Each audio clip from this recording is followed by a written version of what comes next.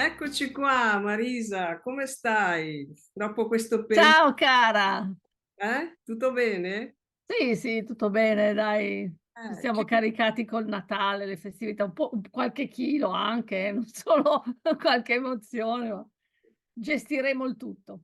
Sì, sì, sì, sì, no, solo che questa volta ci troviamo virtualmente, tu dalla Lombardia e io dal Veneto, non siamo riuscite a incontrarci di persona, ma anche questo, voglio dire, è un'esperienza, no? Parlare del nostro viaggio, delle emozioni vissute, ma soprattutto di che cosa ci ha lasciato il nostro viaggio in Bretagna, perché io tuttora lo ricordo con estrema gioia, no? Quando penso alle cose che abbiamo fatto, a quello che abbiamo visto. Comunque, comincio io e dopo ti lascio la parola. Una cosa che a me ha affascinato, ti dico entusiasmato, è stata la storia delle maree, perché io le maree non le avevo mai viste, non avevo mai visto delle maree come lì in Bretagna. Quindi mi sembrava di essere una bambina di fronte al suo giocattolo nuovo, no? Quindi la prima marea che ho visto e che mi ha lasciato a bocca aperta è stata quella di Le Conquet. Quindi da un punto di vista fotografico, quella che mi è piaciuta di più è stata Saint-Malo, perché lì abbiamo potuto fare vedere sia l'alta marea che la bassa marea, poi mettere le immagini a confronto.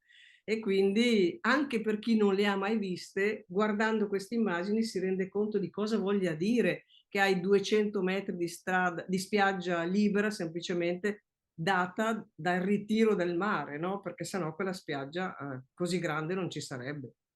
È vero, ma sai, io avevo già avuto l'impatto con le maree in uno dei miei viaggi in Spagna dove mi sono messa su una grande pietra e non c'era l'acqua, mi sono quasi addormentata e improvvisamente mi ritrovo non solo circondata da un po' d'acqua, ma anche da tutta una serie di animaletti che prima non c'erano. Per cui a me è piaciuto molto invece la potenzialità delle attività sportive che si possono fare, che qui da noi no, perché questi metri, queste centinaia di metri che si liberano danno spazio a fare il land sailing, sai, quelli con la vela che corrono sulla bagnasciuga, il kitesurf, quello lì mi piaceva tantissimo, e anche una cosa che qui non possiamo esercitare molto, è il beach walking, lo chiamano, no? Cioè tu entri nell'acqua, lì è tutto sabbioso, tutto piatto che si riempie d'acqua e tu cammini praticamente su un cuscino di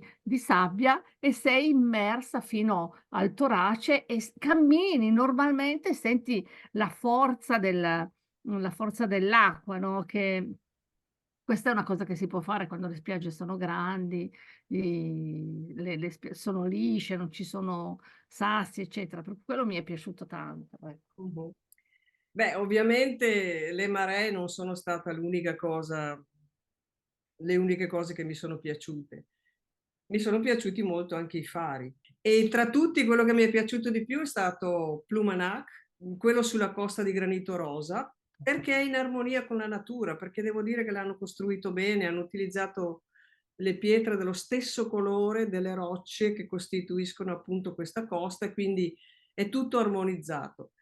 Ma sai, a me è piaciuto molto il primo che abbiamo visto, è Petit Minou, e poi Cap Frel, e per due opposti motivi, secondo me, cioè per il mio percepito, no? Il primo era piccolo, però era grazioso e anche un po' molto dignitoso nell'ambito in cui era.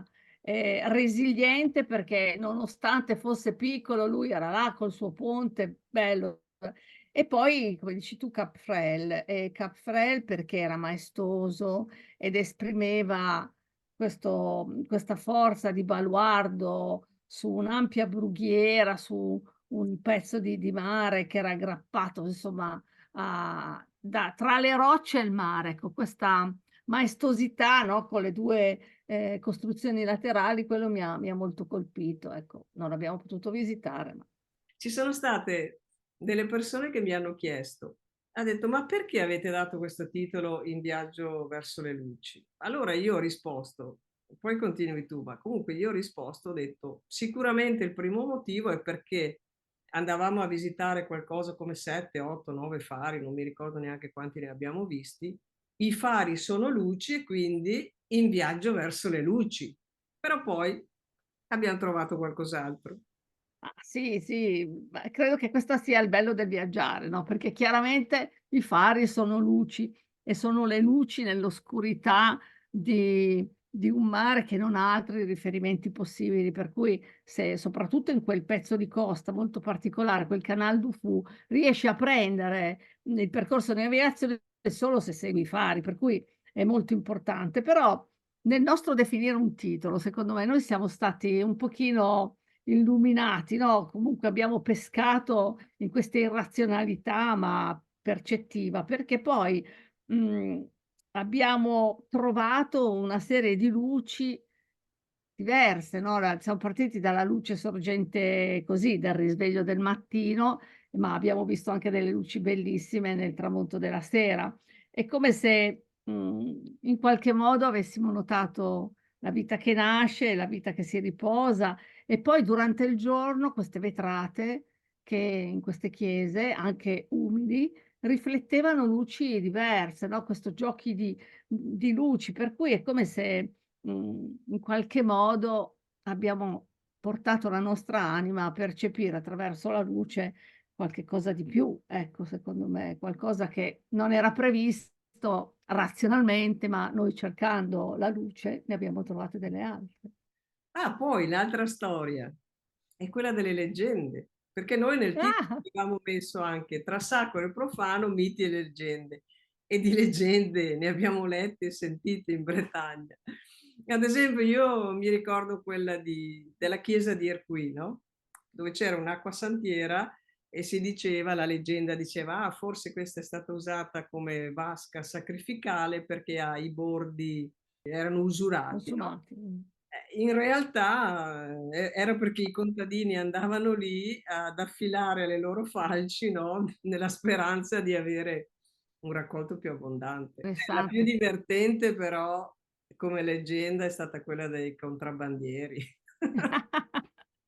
Sì, quella lì mi ricordo i buoni e i cattivi, no, cioè i buoni nascosti nella casetta tra le pietre che controllavano questi cattivi contrabbandieri che commerciavano di frodo, che è una costa difficilissima per commerciare quella lì. Comunque, sono segni di tempi e di ragioni del passato, magari ci sembrano semplici, un po' così superficiali, però in realtà una volta le cose erano basate proprio su dei criteri molto pratici, no, questi passavano, portavano via della roba senza pagare le tasse, no. Eh beh, sì, sì. Adesso costruiamo un pochino più di storia, ma insomma il concetto è sempre lo stesso, eh. Sì, sì, infatti. Vabbè, comunque dai, ci avviamo alle conclusioni, e volevo chiederti Mh. un'ultima domanda.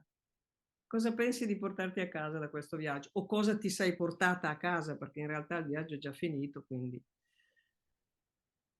Ma sai, dopo questi difficili ultimi anni in cui ho perso un po' di stima rispetto a alla cap alle conoscenze umane, insomma non mi sono piaciuti i comportamenti che abbiamo agito in questi ultimi anni. Sono partita lì, per cui sono passata dall'apprezzare questa natura bellissima, ecco, questo sono sicuramente stata positivamente colpita, però man mano, soprattutto nelle vetrate, soprattutto nella complessità delle chiese, che è stato un salendo, no, per cui c'erano delle cose molto semplici all'inizio, poi Saint-Malo era già più bella, poi siamo arrivati a Mont Saint-Michel che veramente e allora lì in qualche modo, il genere umano ha riguadagnato ai miei occhi, cioè questa capacità di esprimere, e di ricercare la bellezza, l'elevazione attraverso la costruzione di monumenti, di cattedrali che sono ancora oggi dei dei masterpiece architettonici e sono ancora lì e hanno resistito al tempo, al vento, alle maree. Ecco, questo mi fa pensare mi ha creato un feedback positivo, allora c'è qualche possibilità che questo genere umano tiri fuori ancora queste abilità, coperte, forse manipolate, ecco, in questi ultimi anni e che prima la sua tensione all'elevazione, alla divinità in senso lato, ecco. Sì, sì, sì, sì. Vabbè, io invece mi sono portata a casa, devo dire, una cosa estremamente personale. Adesso vado proprio nel personale. Sicuramente Voilà. tutto bellissimo, nel senso che il vento, le maree, la forza della natura, però quello che mi sono portata a casa è stata un'aumentata autostima, perché tu sai che pochi mesi prima della partenza di questo viaggio io avevo avuto un evento traumatico che mi ha portato alla frattura della caviglia. Quindi 1 mese di gesso, 4 mesi di riabilitazione e la partenza per quel viaggio un minimo di preoccupazione me la dava. E qualche problemino devo anche ammettere che l'ho avuto, ma non tanto a guidare. La guida proprio non mi ha creato nessun problema, ma è stato camminare su quelle strade, no, queste acciottolate, su e giù Mh. per le colline, vedi Morlaix, infatti a Morlaix ho sofferto abbastanza. Oppure le scale, no, anche per arrivare su ai torrioni dei castelli. A me non fossero state scale regolari, no, uno scalino largo, uno stretto, uno alto, uno basso, quindi È vero. soprattutto anche lì non tanto a salire le scale, perché salire ti manca il fiato, ma a scendere sono le ginocchia, le gambe che devono tenere. E se non c'era lo scorrimano, ragazza mia, per fortuna c'era il tuo braccio, devo dire. Devo No, no. ringraziarti per quando non avevo scorrimano, dicevo, scusa, ho bisogno d'aiuto, e mi aggrappavo al tuo braccio e così riuscivo a scendere. Però, in ogni caso, non mi sono arresa, sono andata avanti, ho continuato fino in fondo e questo mi ha confermato quello che sapevo già, che se una persona vuole è in grado di superare qualsiasi difficoltà. Devi volere, devi metterci impegno, caparbietà. E se qualcuno adesso mi dicesse, ma nelle medesime condizioni fisiche, rifaresti quel viaggio? La mia risposta è sì, domani mattina, quando partiamo. Perché nonostante tutto, sono stata felicissima di aver fatto quel viaggio. Comunque, basta parlare di questo perché sennò mi commuovo.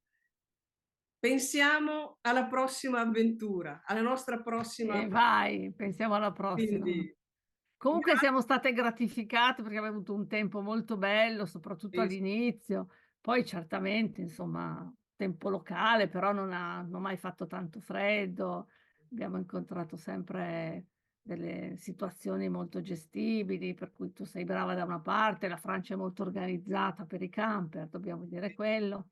Per me è stata una bella esperienza di viaggio in camper, tecnicamente parlando in un camper così bello non c'ero mai stato, ho sempre fatto viaggi un po' raffazzonati, per cui ti ringrazio molto di questa opportunità. Poi la bicicletta anche, l'abbiamo usata anche abbastanza, più Wow! di Quello è quanto stato pensassi, grandioso. più di quanto pensassi. Ti ringrazio, Grazie a ti te, saluto grazie a te di tutto. e a presto. A presto. Ci vediamo presto col camper in presenza, non virtualmente. Ok? Perfetto, Ciao, grazie. Ciao, grazie, ciao, ciao, grazie, grazie, grazie. ciao.